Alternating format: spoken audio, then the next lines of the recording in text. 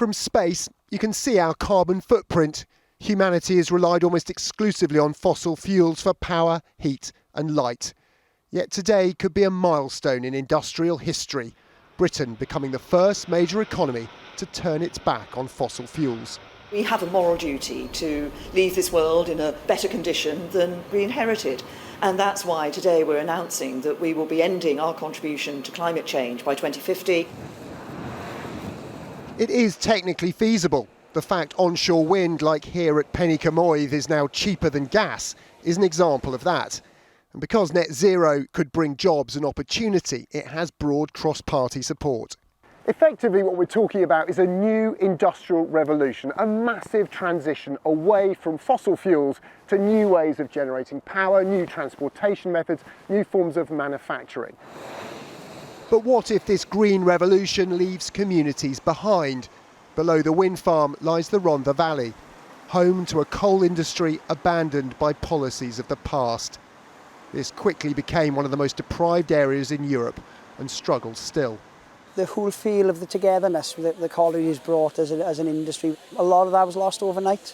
So social connections were lost. Very difficult times for people. Kerry Nicholas now runs a community forest, encouraging new business opportunities from the valley's woodlands. I think the lesson to be learned is that you need to work with communities and work in partnerships. We've brought together a strategic partnership of over 40 organisations to try and work together to have a common goal and a common understanding of the community's needs going into the future. How can we reduce our carbon footprints?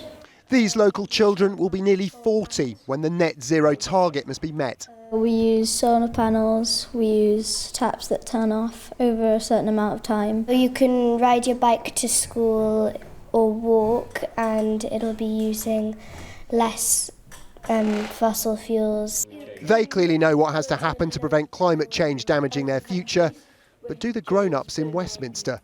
Net zero means nothing at all unless the government introduces ambitious policies to get us there. Firstly, bringing forward the technologies we already have, backing things like onshore wind, backing energy efficiency in people's homes, pushing electrification of transport. It's really important that the Treasury understands that the only risk here is delayed action. That is when the costs will go up.